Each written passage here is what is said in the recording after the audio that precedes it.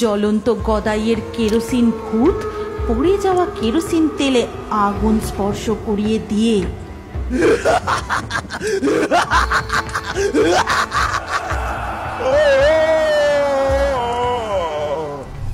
নে নে, আর দেরি নয়, তাড়াতাড়ি কাজ সেরে এখান থেকে চলে যেতে হবে। এই তো কথা, এখনই কাজ হয়ে যাবে। কিরে রতন, দেশলাইটার বার কর। এই যে দেশলাই, আর এই রইল মশাল, নাও এবার আগুনটা জ্বালো। এরপর তারা সবাই মিলে কেরোসিন তেলের গুদামে আগুন লাগিয়ে দেয়। তেলের গুদাম দাউ দাউ করে জ্বলতে থাকে। আগুন আগুন, বাঁচাও বাঁচাও, আগুন! এই মরেছে, ভেতরে কেউ আছে মনে হচ্ছে রে। চল চল, এখান থেকে পালিয়ে চল। তারপর তারা সবাই সেখান থেকে পালিয়ে যায়। কেউ চেষ্টাও করে না গোদামের ভেতরে থাকা সেই লোকটিকে বাঁচানোর। এর বেশ কিছুদিন পর, ও গনাদা, এক কাপ চা দাও তো। ও বাপরে বাপ, কাজ করতে করতে একেবারে হাঁপিয়ে গেছে, একটু জিরিয়ে নিই। এই কথা বলে সে দোকানে পাতা একটা বেঞ্চে বসে পড়ে, আর গনাদা এসে তাকে এক ভাঁড় চা দিয়ে যায়। ছি ছি ছি, গনাদা, তুমি কি চায়ের বদলে কেরোসিন তেল ঢেলেছো না কি বলো তো? ও বলি ছেঁচড়ামো হচ্ছে, গায়ের গরিব চাওলা আমি, এত কেরোসিন তেল পাবো কোথায় যে জলের বদলে কেরোসিনে চা পাতা ফোটাবো? চায়ের দাম দিবি না সেটা বল। একদম ফালতু কথা বলবে না গনাদা, পুরো চাটা কেরোসিন তেলের গন্ধে ভর্তি, আর আমি ছেঁচড়ামো করছি? এই কথা বলে কালু সেখান থেকে চলে যায়, আর রাগে গজগজ করতে করতে বাঁশ বাগানের পাশের পথ ধরে বাড়ির দিকে এগোতে থাকে। আর সেই সময়, ও বাবা, কালু দাজে, তা এত গজগজ করতে করতে কোথায় চললে গো? আর বলিস না রে মিঠু, গনাদার দোকানে একটু চা খেতে গেছিলাম, চায়ের বদলে পুরো কেরোসিন তেল খাইয়ে দিল রে। বলো কি, লোকে লণ্ঠন জ্বালাবার কেরোসিন পাচ্ছে না, আর তুমি কিনা সেই কেরোসিন চায়ের মতো খেয়ে নিচ্ছ? খুব ফাজলামি হচ্ছে না, দেখবি কানটা মুলে দেব। এই কথা শুনে মিঠু খিলখিল করে হাসতে হাসতে সেখান থেকে পালিয়ে যায়। কিন্তু কালু, ব্যাপারটা কি হলো? এখানেও এত কেরোসিন তেলের গন্ধ কোথা থেকে আসছে? ওকে, সামনে ওটা কে? গোটা গায়ে আগুন জ্বলছে। এই তুই কে? কে তুই এখানে এমন ভাবে? কে তুই? কিরে কালু, কেরোসিনের এত গন্ধ পেয়েও বুঝতে পারছিস না আমি কে? জানিস, এখানে এমন ভাবে একা একা থাকতে ভালো লাগে না। আয় আয়, আজ আমার সাথে তোকেও নিয়ে যাব। এই কথা বলেই সেই আগুন জ্বলা লোকটা কালুকে গিয়ে জড়িয়ে ধরে, আর সাথে সাথেই কালু,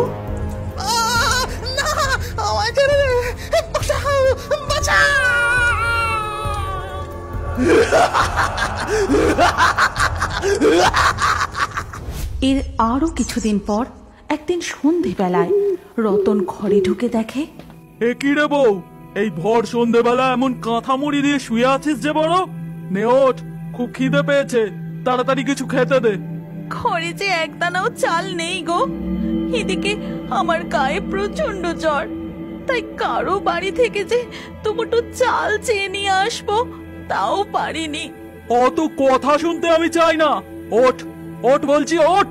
খুব সাহস হয়েছে না, দেখাচ্ছি মজা। আমার যে লাগছে, ছাড়ো। হঠাৎ ঘরে এত কেরোসিনের গন্ধ কোথা থেকে আসছে? দূর, নিকুচি করেছে। এই কথা বলে রতন যখন তার বউয়ের উপর অত্যাচার চালাতে ব্যস্ত হয়ে পড়ে, তখন হঠাৎই টুলে রাখা লম্পটা উল্টে গিয়ে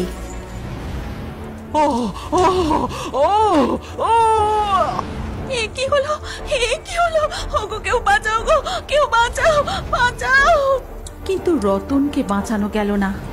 রতন সেই কেরোসিন তেলের গন্ধ জড়ানো আগুনে দাউ দাউ করে পুড়ে নিমিষেই ছাই হয়ে গেল।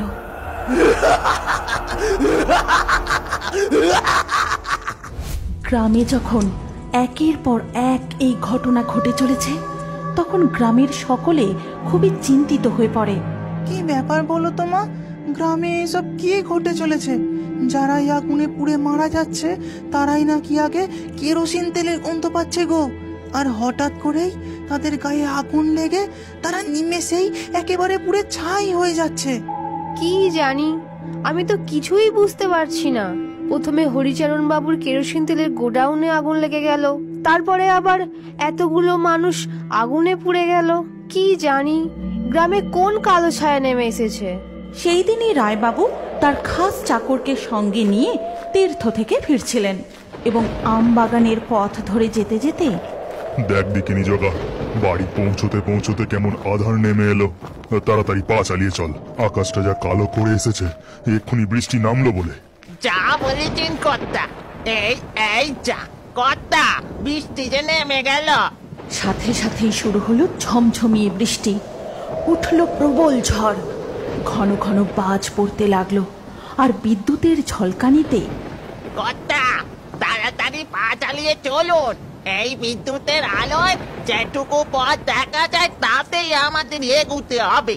এই আম বাগানে থাকা নিরাপদ নয়, ডাল ভেঙে পড়লে।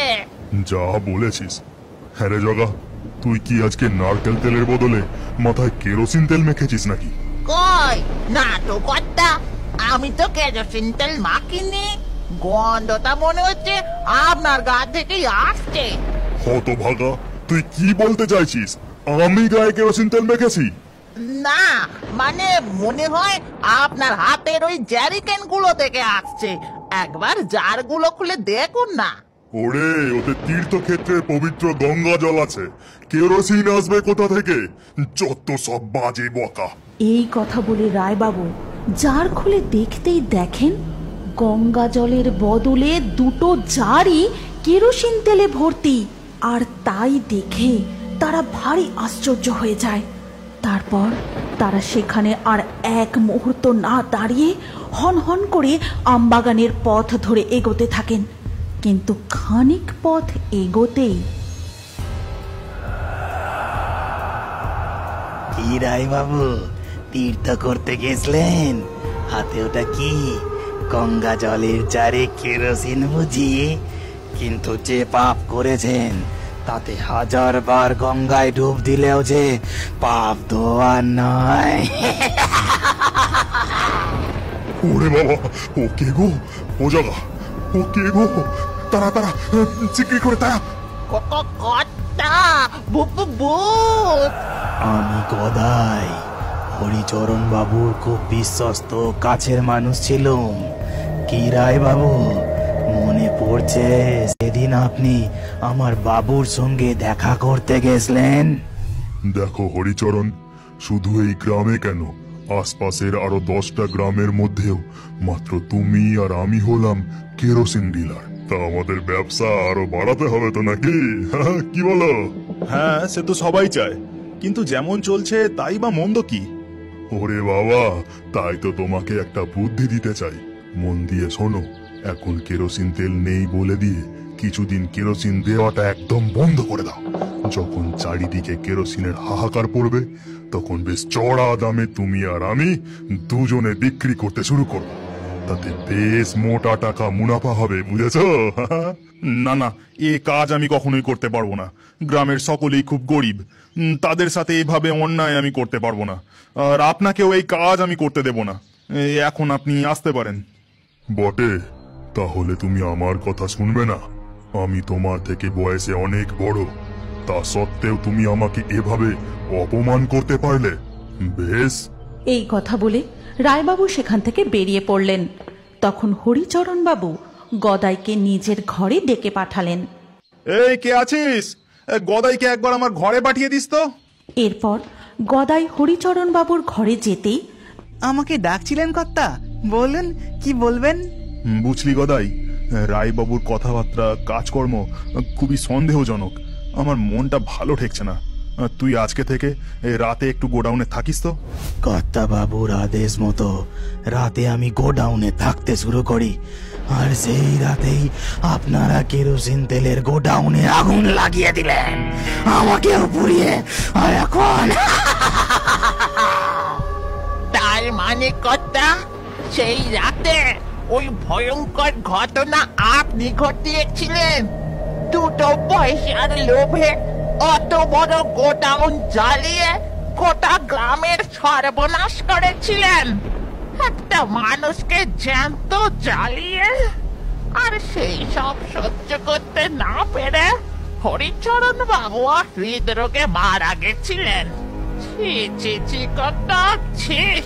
জগা ঘেন্নায় অভিমানে সেখান থেকে হন হন করে চলে যায়। কিন্তু রায় বাবু, ও জগা, আমায় ছেড়ে যাস না বাবা, জগা জগা। তখনই রায়বাবু হাত থেকে কেরোসিন তেল ভর্তি চার দুটো ফেলে দিয়ে ভয় ছুটতে শুরু করেন। তারপর জ্বলন্ত গদাইয়ের কেরোসিন ভূত পড়ে যাওয়া কেরোসিন তেলে আগুন স্পর্শ করিয়ে দিয়ে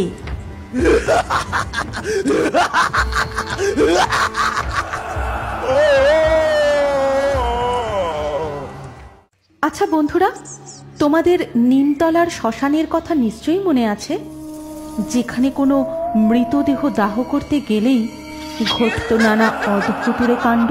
কিন্তু জানো কি এইসব ভয়ানক ঘটনার সূত্রপাত কিভাবে হয়েছিল?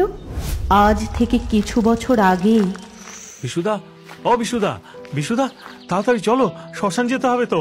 নগেনের ভাগ্নি শিউলি কাল রাতে ধুম জ্বরে মারা গেছে। কদিন ধরে মেয়েটা খুব জ্বরে ভুগছিল গো। আহারে, কত কম বয়সে মেয়েটা মারা গেল। কি বলছিস কি নিতাই?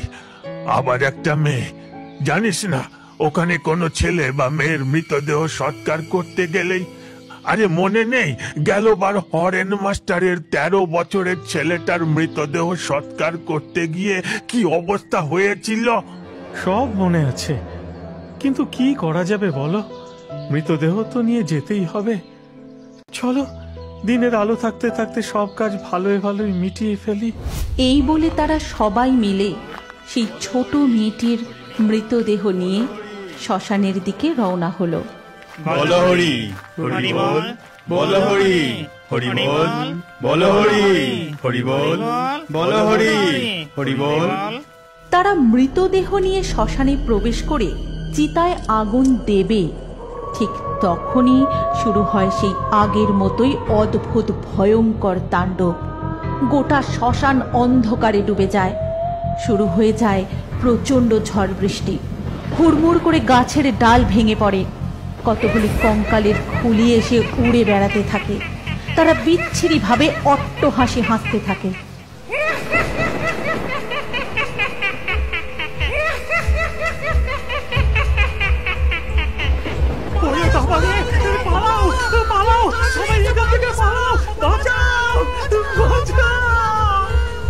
তারপর গ্রামের সব লোক ভয় পেয়ে সেখান থেকে পালিয়ে যায়।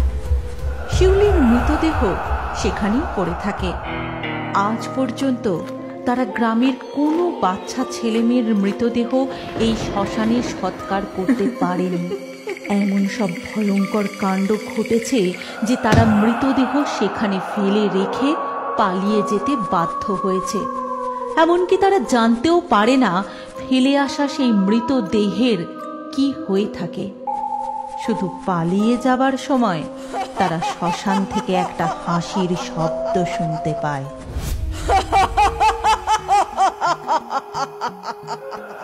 সব কটা মৃতদেহ ফেলে পালিয়েছে। শাকচুন্নি, পেতনি, যা যা এবার তোরা গিয়ে দেহটাকে এখানে নিয়ে আয়।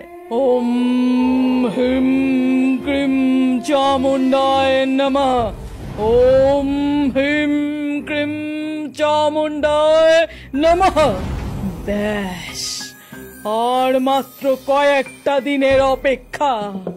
100টা বাচ্চা ছেলে মেয়ের দেহ নিয়ে সব সাধনা করতে পারলেই আমি হয়ে উঠব সব থেকে শক্তিশালী তন্ত্র সাধিকা। তারপর সেই তন্ত্র সাধিকার বশীভূত পেতনি আর শাকচুন্নি গিয়ে মৃতদেহটা তুলে নিয়ে আসে এবং সারা রাত যজ্ঞ করতে করতে ভোর হয়ে আসে।